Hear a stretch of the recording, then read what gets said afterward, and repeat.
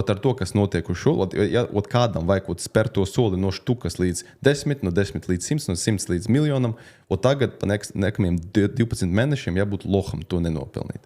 Zin kā, ir tādas kā globāls liquidity cycle, election year Amerikā, viņi printē daudz naudas, un arī tas globāls halvinga periods ar kriptovalūtām, principā, viss sajiet, nākamie 12 mēneši būs the craziest.